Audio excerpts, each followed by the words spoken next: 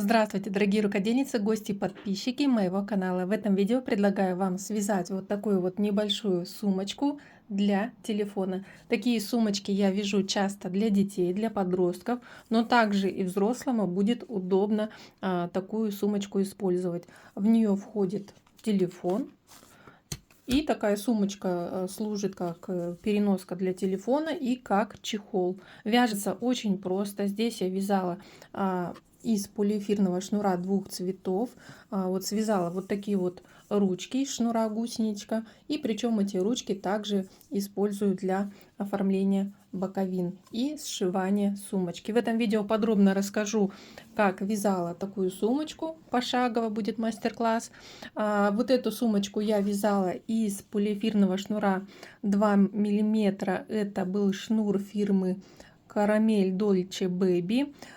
Всего весит около 65 грамм сумочка, поэтому одного мотка вам будет достаточно для вязания сумочки. Хотите, используйте два цвета.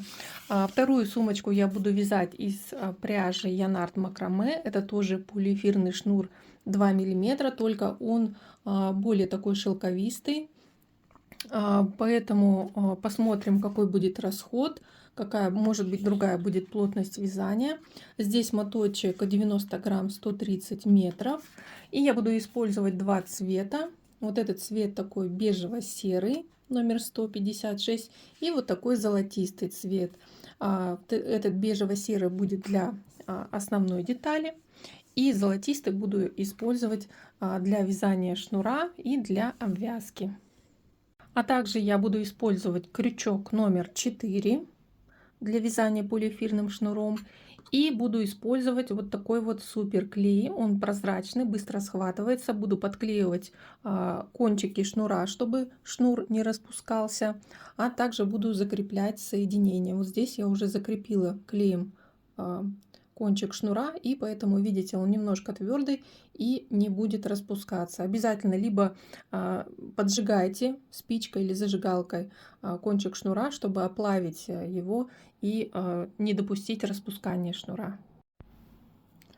Итак, приступаю к вязанию, и вначале необходимо набрать цепочку воздушных петель, делаю на крючок начальную петлю и далее набираю воздушные петли.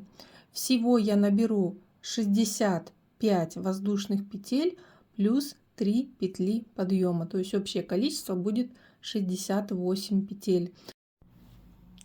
Итак, я набрала начальную цепочку, всего пока набрала 65 петель, и еще плюс 3 петли вместо первого столбика набираю, то есть всего 68 петель. Делаю на крючок накид, отсчитываю от крючка 3 петли подъема, и в четвертую петлю ввожу крючок и провязываю столбик с одним накидом.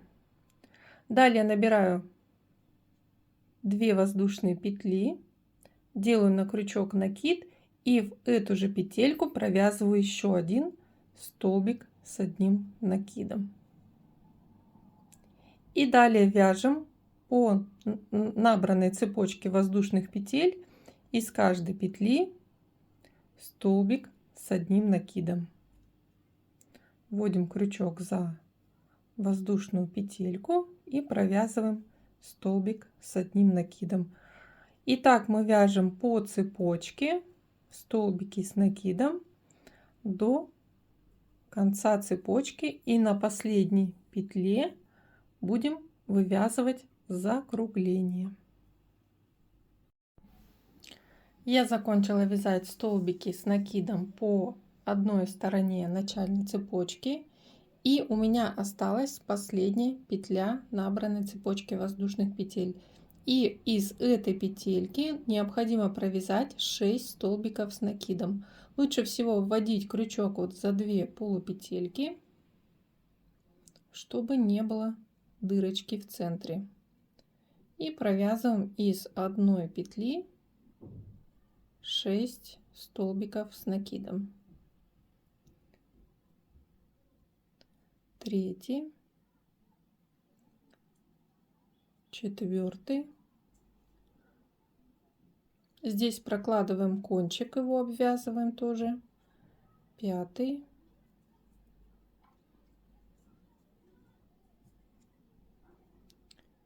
и 6 столбик с накидом. И таким образом мы уже перешли на вторую сторону начальной цепочки, и по второй стороне теперь вводим крючок. Вот видите, основание столбика, связанного по первой стороне, и вот за 2 полупетельки вводим крючок начальной цепочки и провязываем столбик с накидом. И получается у нас над столбиком одной стороны провязан второй столбик. Итак, вяжем столбики по второй стороне. Также из каждой петли провязываем по одному столбику.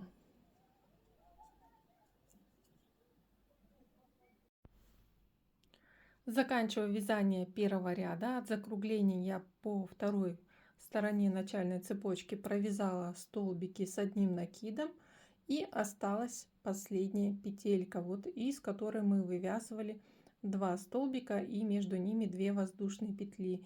И из этой же петельки провязываем 1 столбик с накидом, 2 воздушные петли и еще 1 столбик с накидом. Первый ряд мы провязали, и после вот этой вот галочки, то есть формирования угла, завершаем первый ряд. И завершить ряд лучше способом таким, чтобы не было заметно переход к вязанию нового ряда. И для этого смотрите, вот вершина первого столбика и вот первая, вторая и третья петельки подъема. И теперь вводим крючок вот за полупетельки третьей петли подъема, захватываем рабочую нить, рабочую петлю, можно ее немножко вытянуть, и протягиваем сквозь вершину вот петель подъема.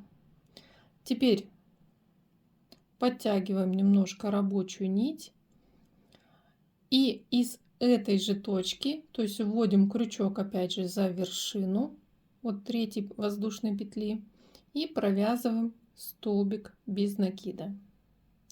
Далее 1 воздушная петля. И вот такими действиями мы имитируем рисунок первого столбика вместо 3 петель подъема. И далее будем вязать вот из следующей вершины столбик с одним накидом. Далее у нас идет арочка, 2 воздушные петли, это угол.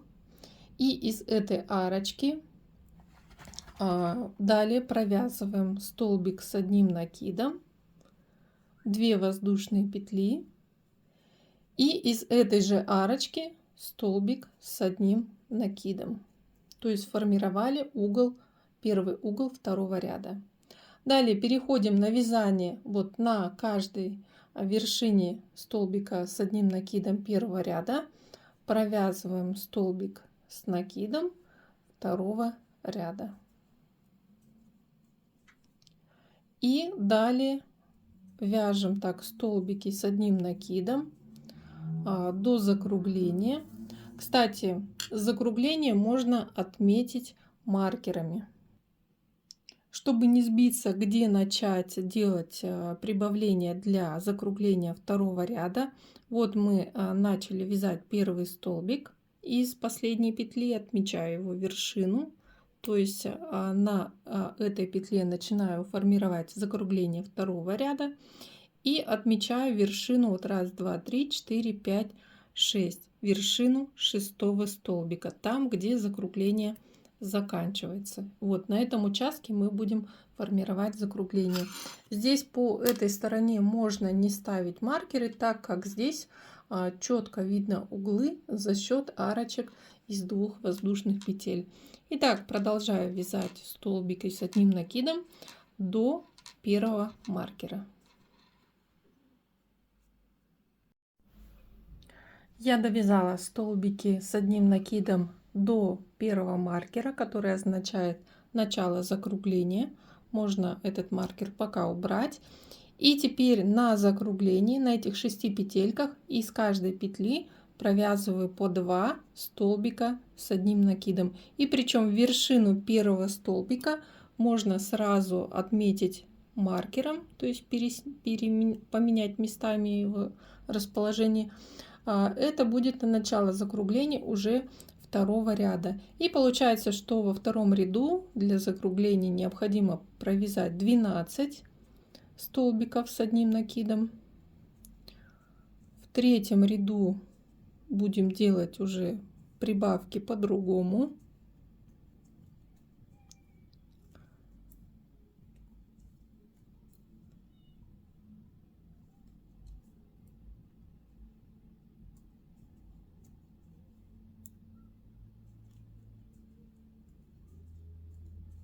Так, и здесь на последней петле закругления тоже провязываю 2 столбика с одним накидом. Маркер переношу вот на вершину последнего столбика закругления. И далее продолжаю вязать столбики с одним накидом уже по второй стороне основной части. Из каждой петли провязываем один столбик с накидом.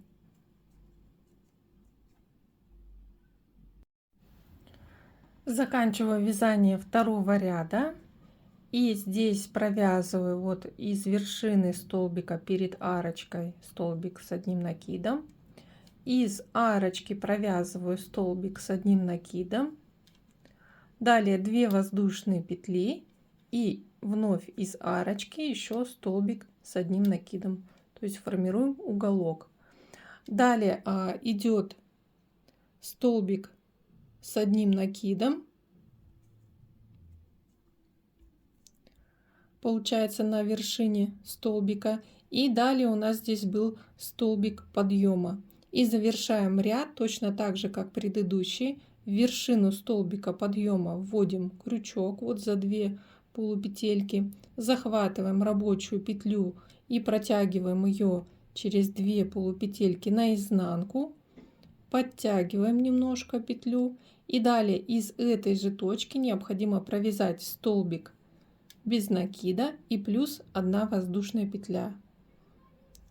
И далее уже начинаем вязать третий ряд. И здесь смотрите, от начала вязания провязываем 2 столбика с одним накидом уже по вершинам столбиков предыдущего ряда. И теперь из арочки формируем новый уголок, столбик с накидом, 2 воздушные петли и вновь из арочки столбик с накидом. И далее переходим на вязание столбиков с одним накидом по первой стороне, получается, нашей основной детали. Итак, мы вяжем столбики с накидом вот до петель, отмеченных маркером, который означает закругление. То есть здесь мы будем делать прибавки для закругления. Я довязала третий ряд до маркера, до начала закругления. И в этом ряду, смотрите, прибавки по закруглению делаем так. На первой петле провязываем 2 столбика с одним накидом. На второй петле 1 столбик. Затем вновь 2 столбика с одним накидом. Причем не забудьте первый столбик закругления отметить маркером, чтобы далее не сбиться в следующем ряду, как делать закругление. И получается в третьем ряду мы делаем прибавки через одну петлю. То есть у нас на 12 петлях будет сделано 6 прибавок. И итого будет 18 столбиков провязано от маркера до маркера.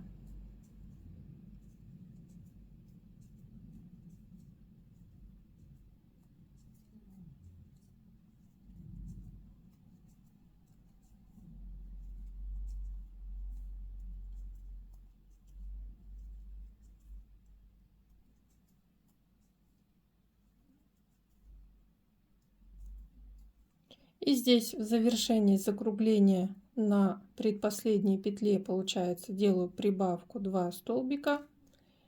И на последней петле 1 столбик.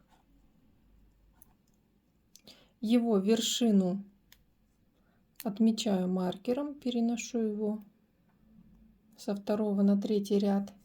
И дальше перехожу для вязания, на вязание столбиков по второй стороне. Провязываю с каждой петли 1 столбик с одним накидом. И таким образом я вяжу столбики с накидом до арочки, означающей угол. То есть здесь мы будем формировать угол. Итак, заканчиваю вязать 3 ряд, довязала до арочки и здесь формирую угол. Из арочки 2 воздушных петель провязываю столбик с накидом, 2 воздушные петли, новая арочка, и вновь из арочки столбик с накидом. И теперь вот до конца ряда видно 2 вершины остается столбиков, провязываю 2 столбика с одним накидом на этих вершинах и завершаю вязание 3-го ряда точно таким же способом, как и предыдущий ряд. Вкалываю крючок вот здесь в полупетельке 1-го подъемного столбика, протягиваю петельку наизнанку, выравниваю ее, и теперь из этой же точки провязываю столбик без накида. И далее 1 воздушная петля. Уже вяжу 4-й ряд, и здесь получается до арочки довязываю 4 столбика с одним накидом, точнее, ну как 3 столбика получается по вершинам, и из арочки провязываю уже 4-й столбик с одним накидом. Вновь 2 воздушные петли, из арочки столбик с накидом. И далее начинаю вязать столбики с накидом по 1-й стороне основной детали. И провязываю так столбики до маркера, означающего закругление. Я довязала 4-й ряд до закругления, и в 4-м ряду по закруглению делаем прибавки так. Из 1-й петли провязываем 1 столбик. Далее провязываем из 2-й петли 2 столбика. Затем из 2 петель провязываем по 1 столбику. Затем вновь 2 столбика из 1 петли. И далее, по сути, мы повторяем через 2 петли прибавку. Итого в этом ряду по закруглению нужно сделать всего 6 прибавок. И всего здесь будет 24 столбика от маркера до маркера. Здесь можно перенести сразу маркер вот на 1-ю петлю закругления. И в конце тоже также перенесем маркер.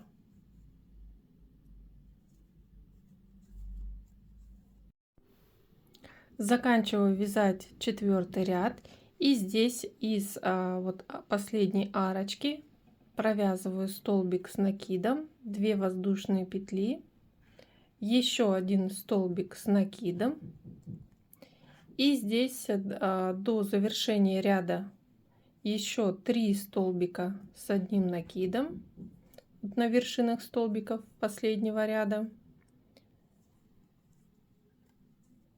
И далее необходимо сделать закреп, завершение ряда. Обрезаем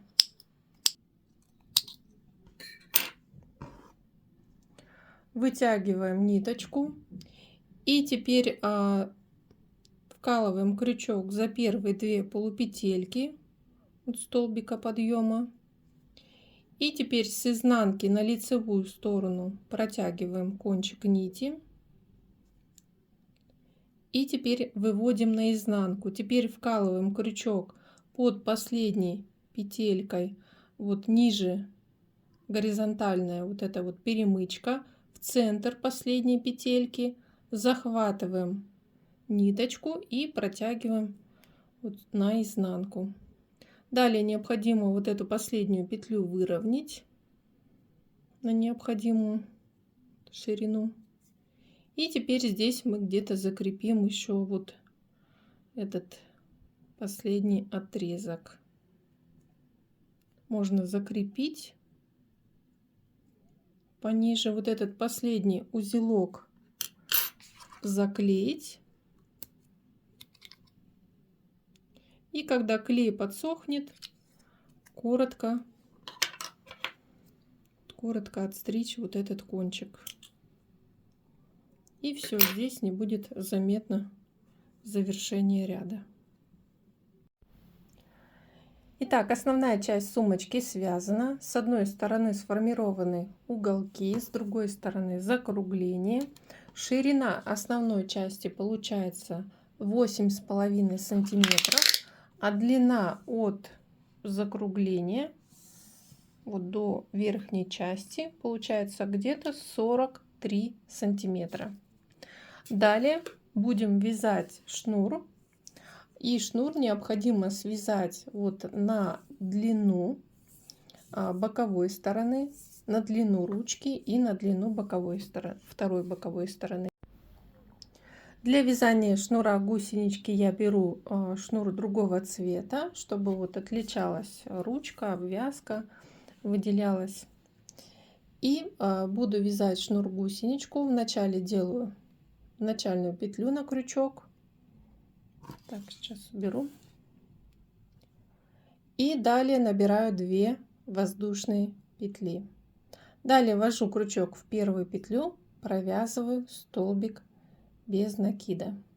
Далее поворачиваем вязание и далее вводим крючок вот в эту вот перемычку одинарную и провязываем столбик без накида. Поворачиваем вновь основание шнура, и теперь у нас здесь 2 перемычки. Вводим крючок за эти 2 перемычки и провязываем на их основе столбик без накида. Вновь поворачиваем шнур, всегда поворачиваем в одном направлении и видим здесь опять 2 перемычки. Вводим крючок за 2 перемычки и провязываем на их основе столбик без накида. Вновь поворот. Вводим крючок за 2 перемычки и провязываем столбик без накида. И вот он получается такой шнур гусеничка. Таким способом вязать шнур необходимой длины. Возможно, вы хотите связать более длинную ручку. Сейчас я свяжу шнур и покажу, какой длины он у меня получится. Дорогие рукодельницы, я связала длинный шнурок гусеничку. И сейчас буду приступать к вшиванию шнура. И по сути мы формируем сразу и боковые стороны, и обвязку делаем, и получается формируем ручки.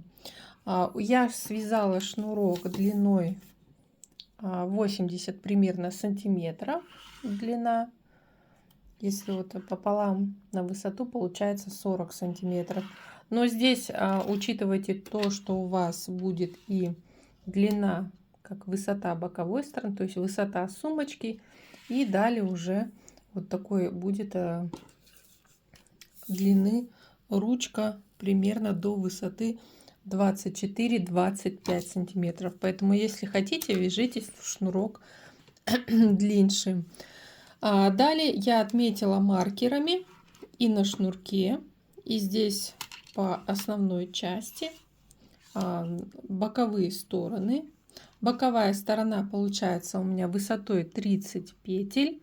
Хотите, можете, если у вас телефон невысокий, сделать сумочку не слишком высокой, и у вас будет просто вот так вот больше вот этот верхний клапан.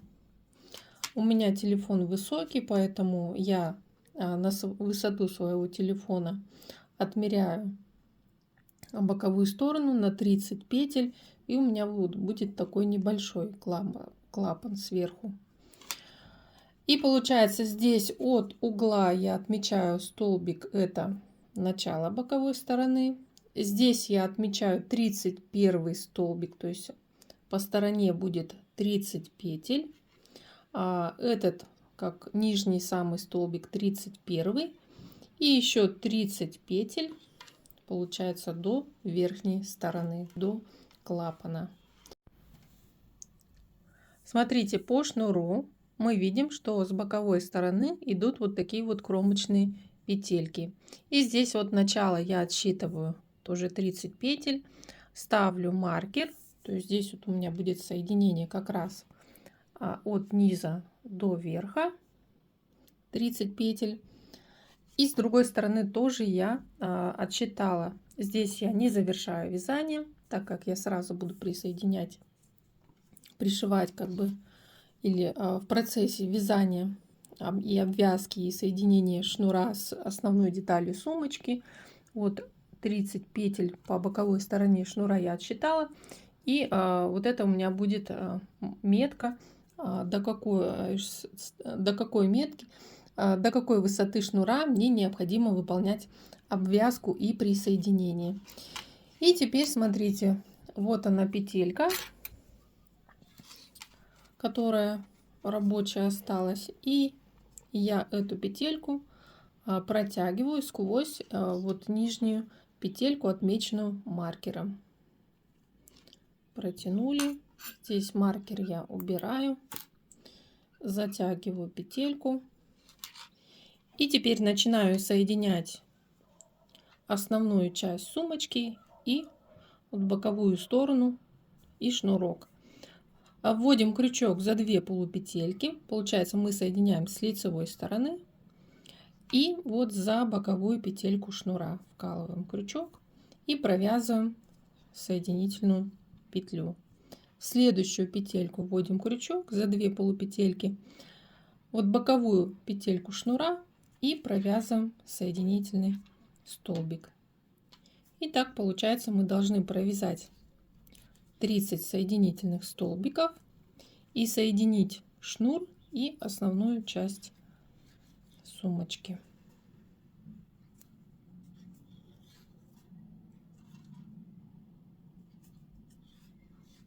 Здесь у нас проходит косичка петель золотистых по лицевой стороне.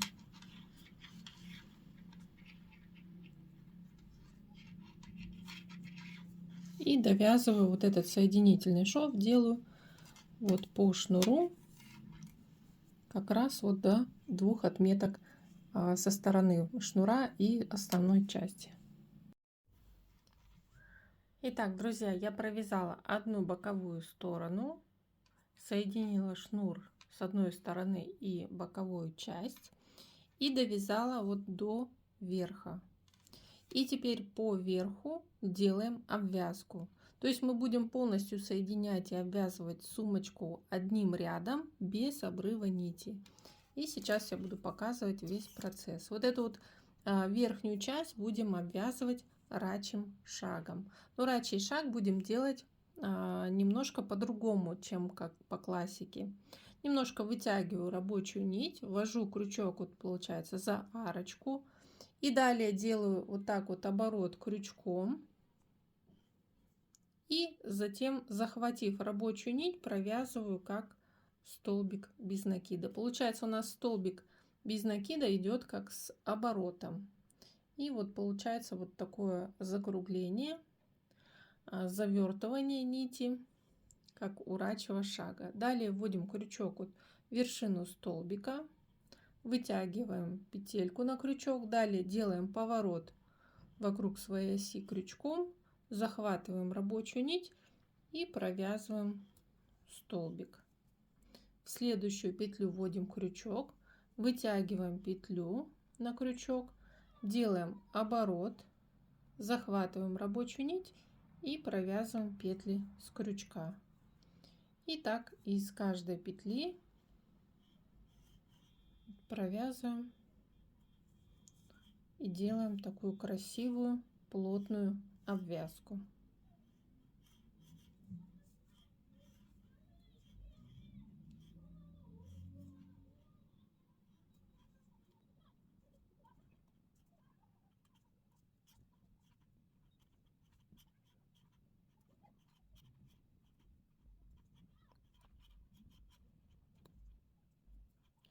Итак, я почти закончила делать обвязку. Я дошла вот до второго угла. Теперь из арочки делаю еще один столбик с перекручиванием, провязываю и далее перехожу вот уже на вязание, где маркер и соединение второй боковой стороны со шнуром.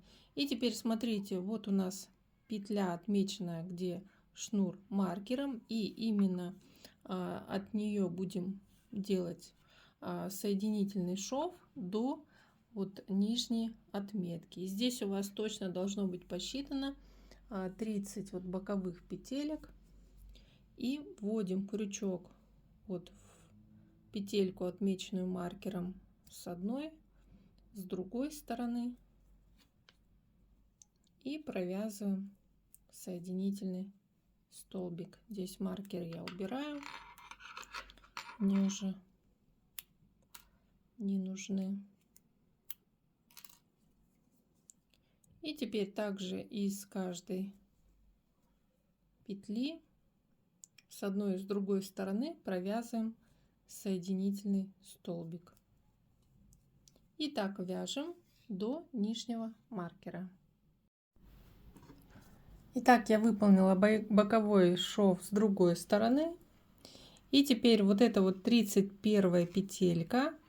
Здесь мы соединяем основание шнура и вводим крючок вот здесь за горизонтальные ниточки и провязываем соединительную петельку, то есть именно вот в самой нижней точке. Хвостик будет на изнанке спрятан. И переходим на вязание по другой боковой стороне шнура. Здесь вот они идут боковые петельки. Вводим крючок в боковую петельку кромочную и здесь провязываем соединительный столбик. И в следующую. И еще раз в следующую. И так мы вяжем теперь до верхней части, вот отмеченные маркером петли. Здесь провязываем соединительный шов соединительными столбиками. Итак, друзья, я довязала до верхнего маркера. Получается, вот так вот по кругу по боковой стороне прошел шов. Вот так из шнура выглядит боковая сторона. И сейчас перехожу к обвязке клапана. То есть все делаем без обрыва нити. Обвязку также делаем рачьим шагом. Немножко вытягиваю рабочую петельку, ввожу крючок, вытягиваю петлю на крючок, делаю оборот крючком, вот перекручивая петли, и затем провязываю их.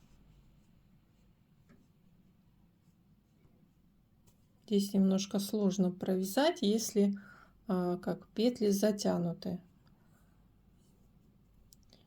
И провязываем.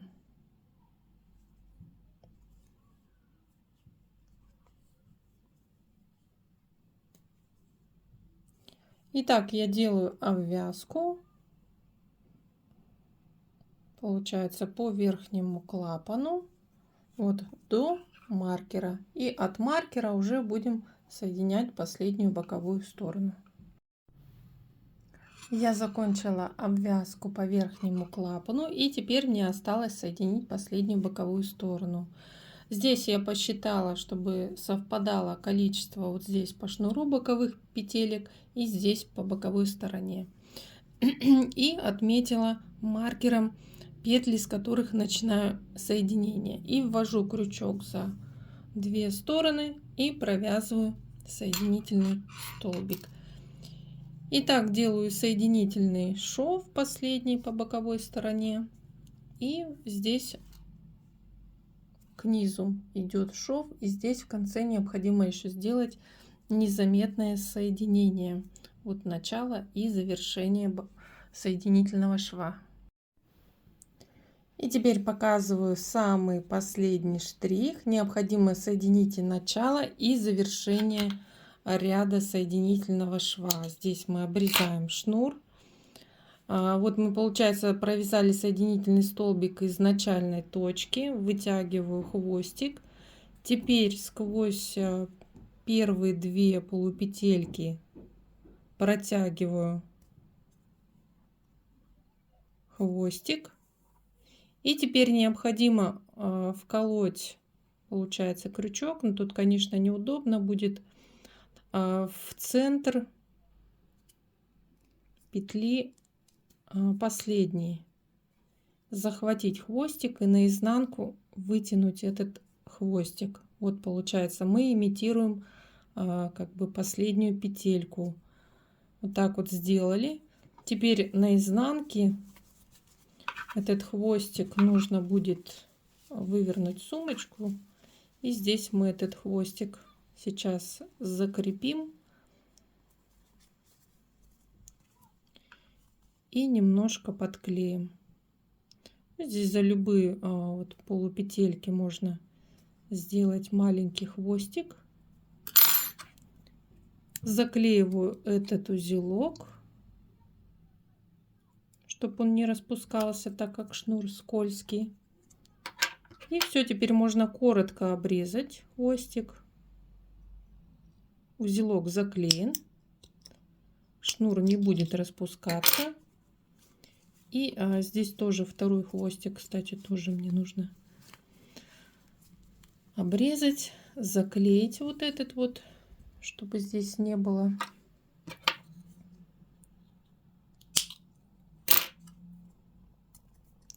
длинных ниточек.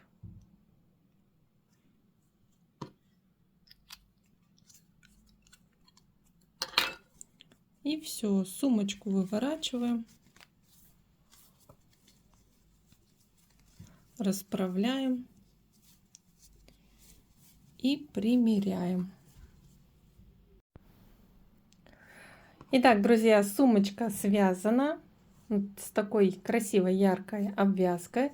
За счет того, что боковые стороны выполнены из шнура, сумочка даже без телефона хорошо держит форму.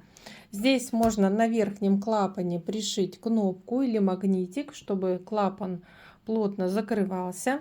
И что по расходу? У меня ушло пол мотка шнура основного цвета, примерно 45 грамм, и примерно 20 грамм ушло от золотистого шнура, поэтому где-то 65 грамм вот весит сумочка, поэтому пряжи уходит немного.